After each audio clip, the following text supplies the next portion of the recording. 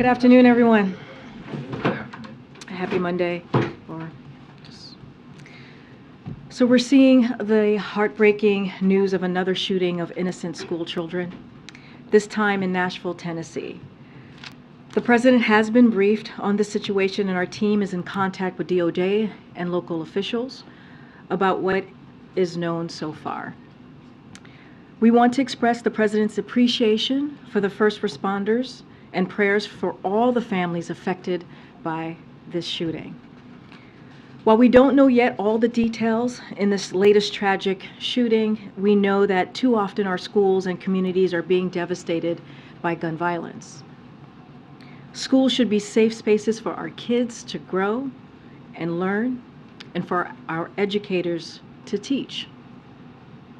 As you all know, President Biden has taken more action than any president in history on gun safety, from nearly two dozen actions, including the executive order he just signed last month, or this month, pardon me, to the bipartisan Safer Communities Act legislation he signed into law after the tragedies in Uvalde and Buffalo.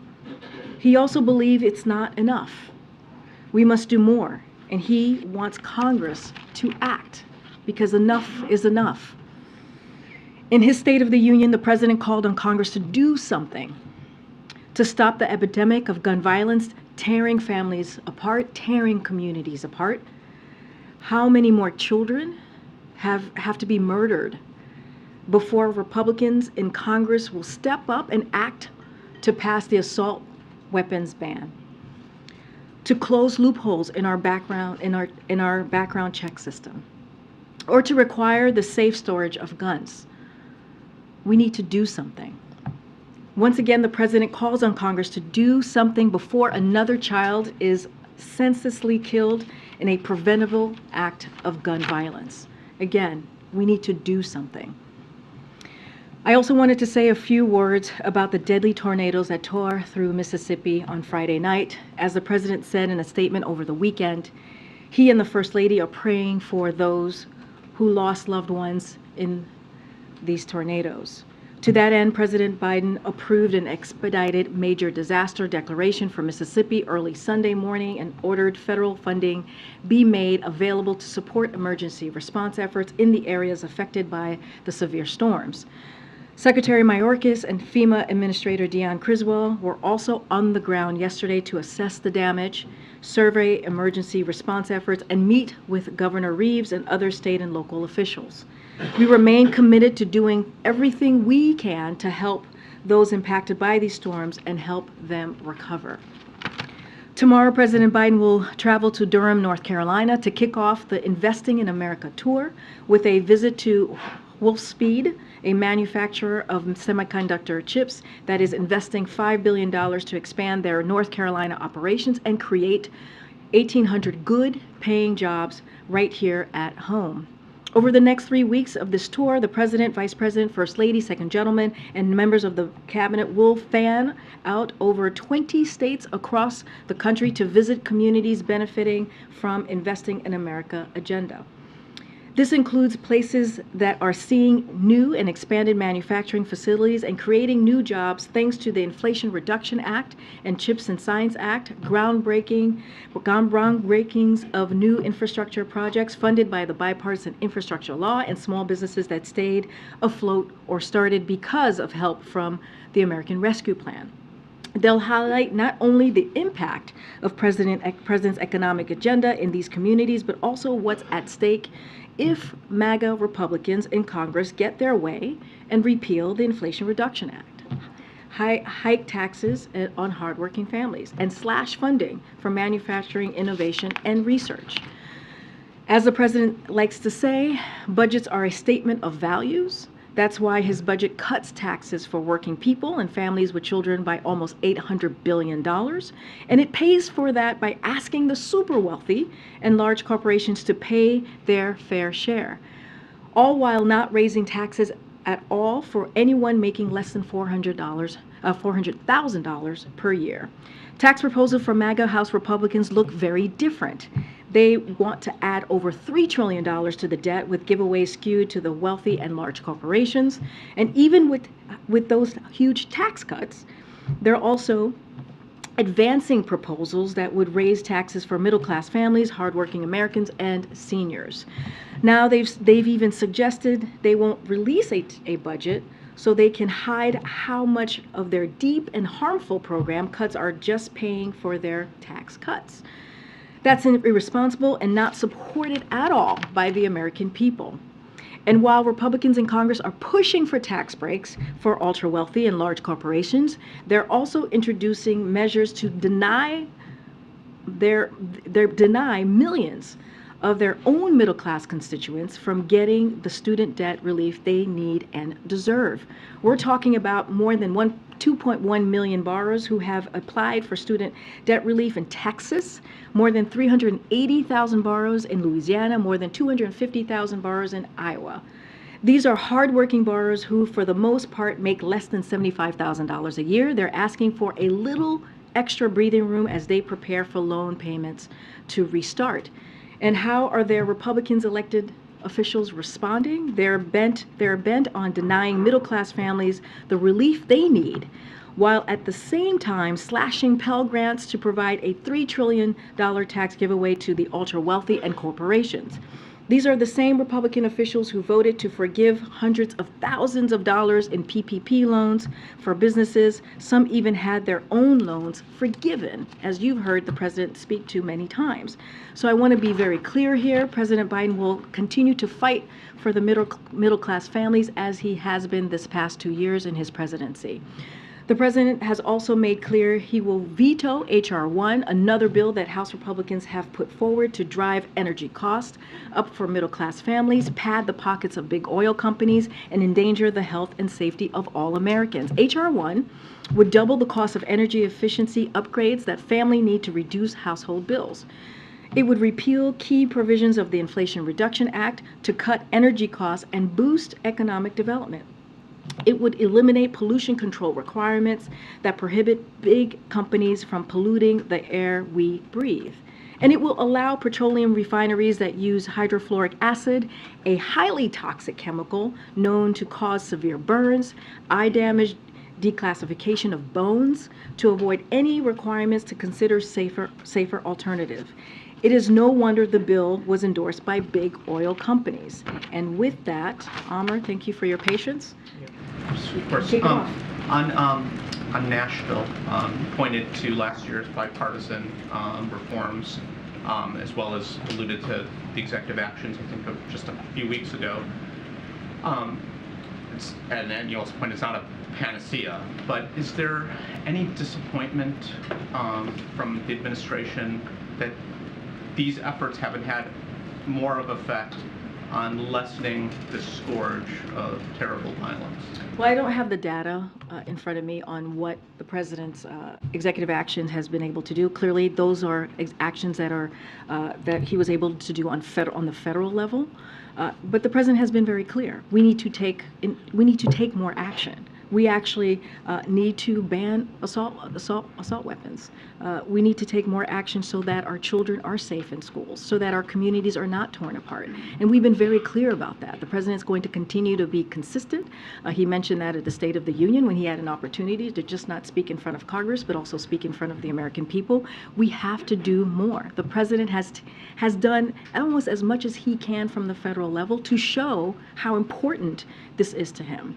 And this is something that he has been working on since he was senator, right? 30 years ago, when the first assault ban weapons passed, it was because of the work partially of then Senator Biden. So again, he's going to continue to call on Congress to act. This is,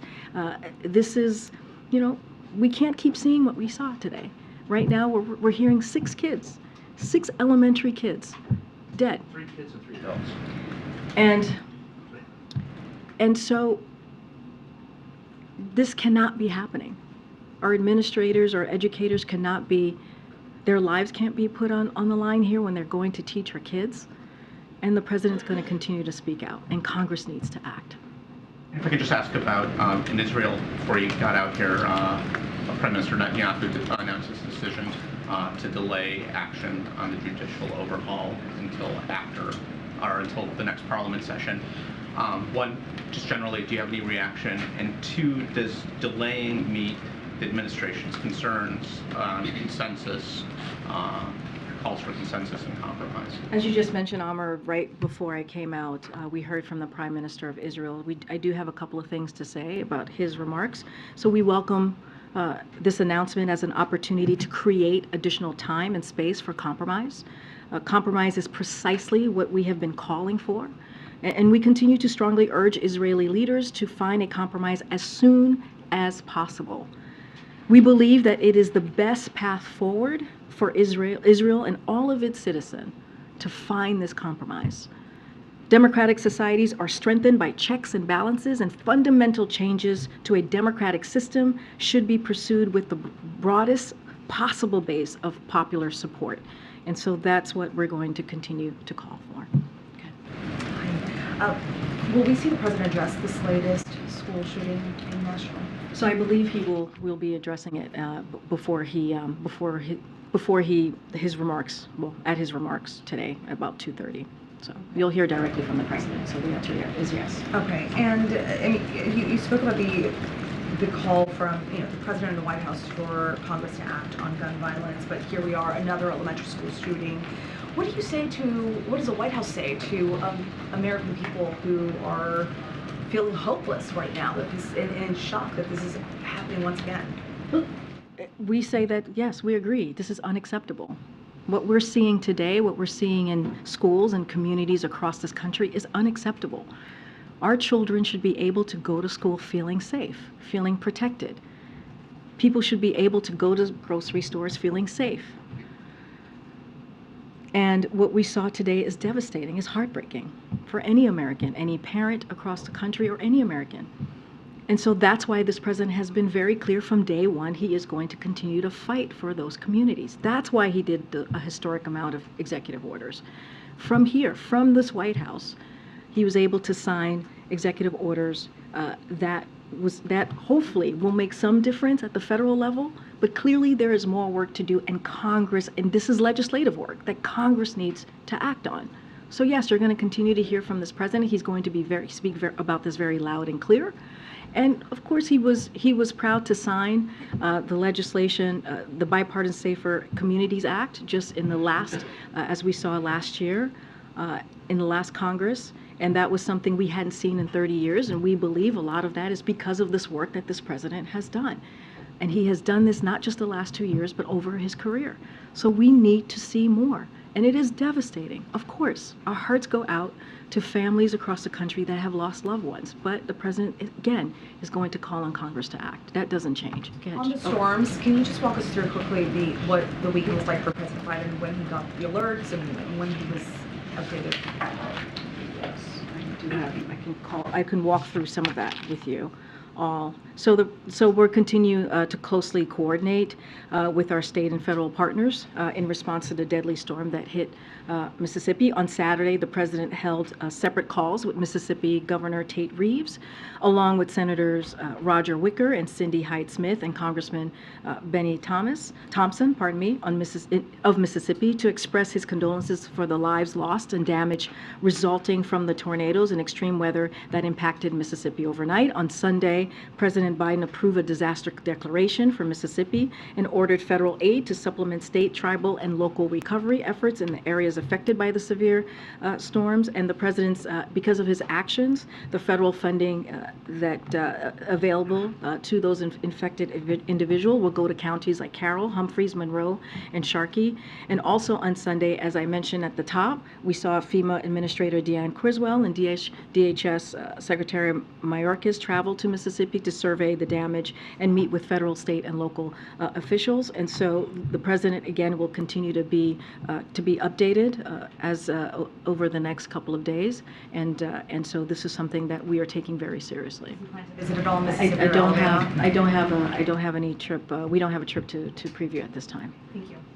Thanks, Karine. Does the White House have any additional executive orders in the pipeline on guns, given the realities of the the lack of support for these things in Congress? So we don't have anything to preview at this time on any additional executive orders. As you know, earlier this month, while we were out west, I think you may have traveled with us. I can't remember. It felt like ages ago at this point.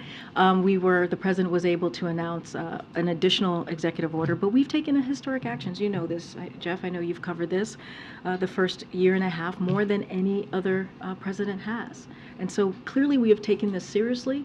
But again, we need legislative action, and that has to come from Congress. On one other topic, are U.S. regulators and is the administration looking at expanding emergency lending facilities for banks to help give First Republic Bank, which is one of the ones that's been concerned, more time to shore up its balance sheet? So I don't have anything new to share from here. As you know, that's something the federal regulators and the Treasury Department, that's something that they would be focusing on. What I will say more broadly about regional banks and the actions that could potentially be taken, as Chair Powell recently said, our banking system is sound and resilient with strong capital liquidity. When we've taken decisive and forceful actions to strengthen the public confidence. You've heard me say that many times from here. That was something that was important for the president to do, and also give bank access to resources to meet those depositors' demand. And so, look, we took actions. The deposits stabilized at regional banks. That's what we have seen over the past 10 days or so. But I just don't have anything to share beyond that as it relates to regional banks or First Republic. But again, the actions that we have taken has certainly, we have seen them work. And we want to continue to give Americans confidence, but also make sure that depositors get what they need as well, the resources that they need. Just following up on the idea of hopelessness, which I think all parents feel in a pretty visceral manner on days like today, does the president believe that there is an actual legislative solution to this, or a solution that the government can bring, given kind of culturally where the U.S. is on this issue and political divides, all of these things put together? Is there an actual solution here? Well, the president, as you've heard him say many times before, he's an optimist and he's a fighter. And you have seen that from this president over the last 2 years. And he's an optimist, and rightfully so. You saw him sign a bipartisan piece of legislation that we hadn't seen on gun violence, to deal with gun violence in 30 years. That's because of this leadership of this president and the work that he's put in. So we have to be optimistic, and we have to fight at the same time. But we also have to call out what is unacceptable, and what we continue to see in these communities is unacceptable. And I know, Phil, you're a dad. I'm a parent as well, and what we're seeing, when you see those types of stories coming out of Nashville, it is devastating. It is devastating, and elementary schools should not be happening. And so you're going to hear directly from this president later today. Just one more. Sure. Back on Israel real quick. It's a domestic issue. There's a personal relationship between the president and the prime minister, obviously the dynamics between the U.S. and Israel. How does the president view his role when it comes to what's been happening in Israel the last few months? So look, the president, as you know, just recently, but believe March 19th, he spoke to the prime minister. They had a very honest conversation. We gave a readout of that conversation, and you saw a statement from our NSC spokesperson just yesterday about the situation that we have been seeing, especially on this particular issue of the judicial court. And, when he discussed this with the prime minister, he said democratic values have always been and must remain a hallmark of the U.S.-Israeli relationship. As you said, a close relationship. Democratic societies are strengthened by checks and balances, and fundamental changes to a democratic system should be pursued with the broadest possible base of popular support. That is what we all shared with you from that readout. So, U.S. support for Israeli security and democracy remains ironclad. That is continuing to be the case. But we will always have those honest and frank conversations with our partners, with our friends as well. Go ahead. Thanks, Karine. Just one follow-up on banking. With SVB's sale to First Citizens, does the administration believe the worst of the banking crisis is now behind us? So we welcome the news, which comes at no cost to taxpayers.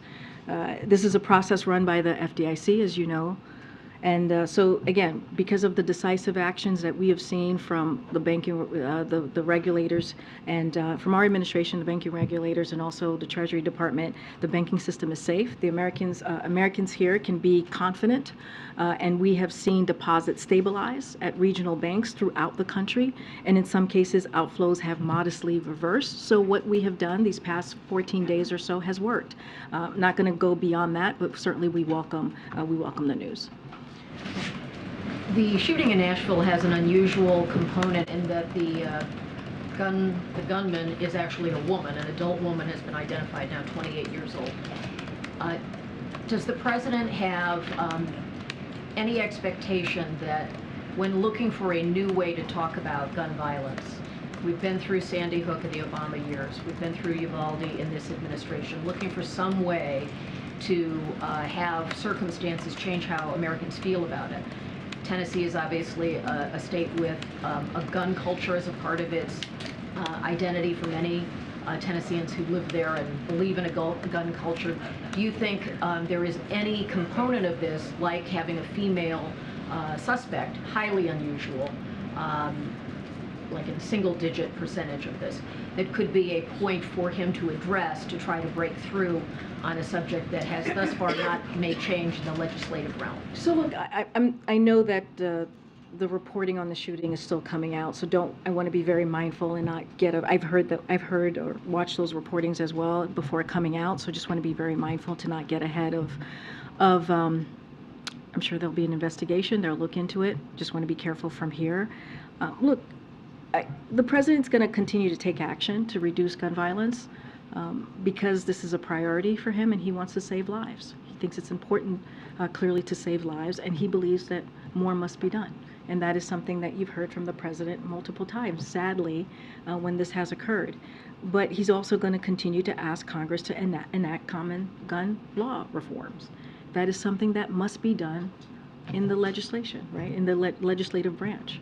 And so, and that's including requiring background checks on all gun sales, banning assault weapons and high-capacity magazine, and eliminating immunity for gun manufacturers who knowingly put weapons of war on the streets. And so those are things that they can do. Those are things that Congress can actually act on if they come together and take action. And so we can't, this is not something I want to do, and I'm sure this is not what all of you want to cover, is these types of shootings over and over and over again. This is certainly not what the president wants to keep talking about and giving condolences to family members and communities. This is not okay. So we're going to continue to call on Congress to act. We're going to see what else we can do. The president just announced something, an action recently, because he wanted to make sure that we did everything that we can from the federal government, even after taking historic actions. So again, this is a sad day for our country, for the people of Nashville, and our hearts go out to them. Okay. And on the president's call for legislation, has he spoken to or will he be speaking to Republicans directly? Is he going to ask Republicans to come to the White House, trying to negotiate directly himself? Well, we've had, I get the question, but we have been having conversations with congressional members for this past 2 years. I mean, this is conversations that we have had over and over and over, and will continue to have. So it's not going to stop today. It's going to continue, or it's not starting around this particular sad shooting. But he's had conversations with Republicans about the need I'm saying for what I'm saying is I don't have anything to preview for you at this time or to lay down of a conversation that he's had recently. What I'm saying is, this is something that his administration has taken very seriously over the last 2 years. There's a reason why this is a president that has taken historic actions on executive orders when it comes to gun violence, because he's taken this seriously. I don't have anything to read out to you at this time, but our office, the Office of Leg Affairs, the Domestic Policy Office, these are things that we have taken very, very seriously. I'm going to try and take a question from the back because I know Alex way back there. Karine, can you discuss what happened with your FAA nominee and what you plan to do next? I mean, obviously there have been some high-profile incidents and people are concerned about the safety of our commercial aviation system. So What's next? So FAA needs a confirmed administrator, period. Like, that's what they need. That's what the country and Americans deserve.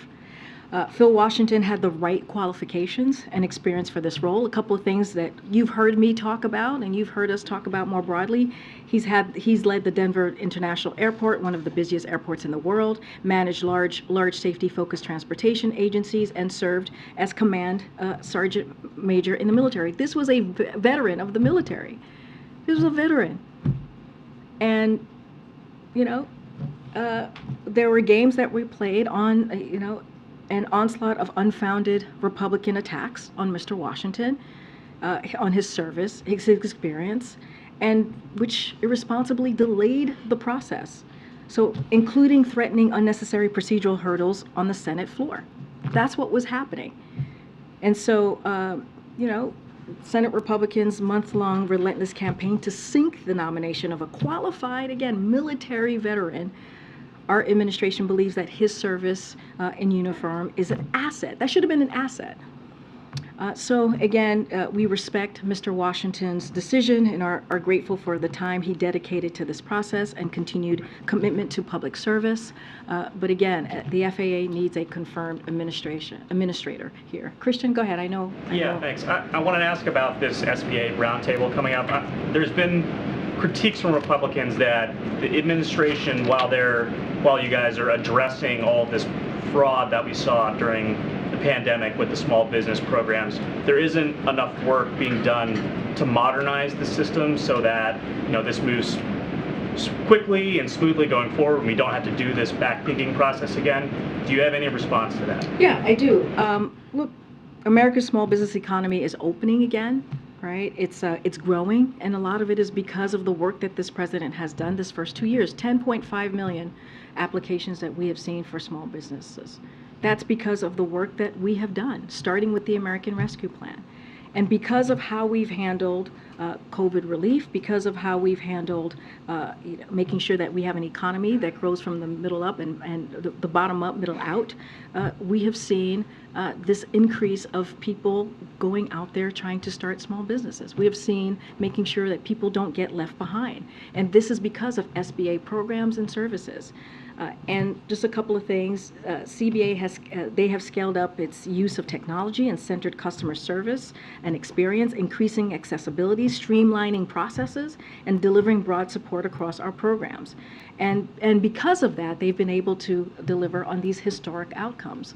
So the data shows that SBA has done the work because of this president's leadership to make sure that you see these small businesses growing. And a lot of that is from the beginning of the first couple of months that the president walked in, passing the American Rescue Plan. By the way, no Republican voted for. I know, we have to go. I'm going to take one more and try to go to the back here. Go ahead, John. Thanks a lot, Karine. Any chance of the president reaching out to the Tennessee congressional delegation, predominantly Republican, in terms of trying to move legislation forward on the front of gun control, trying to, as you put it, move forward with meaningful gun control?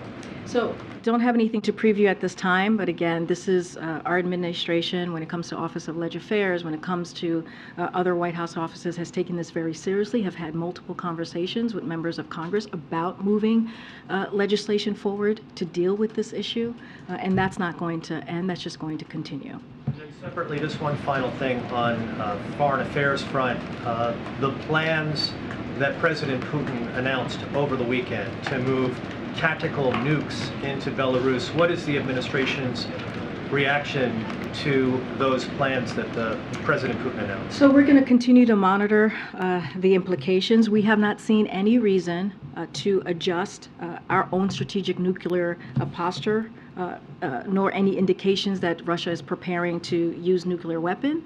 And so, we remain committed to the collective defense of the NATO alliance, but we have not seen any reason right now to change or adjust our posture. All right, guys, I know we'll see you on the road tomorrow, and I'll be back on Wednesday. Thanks, everybody.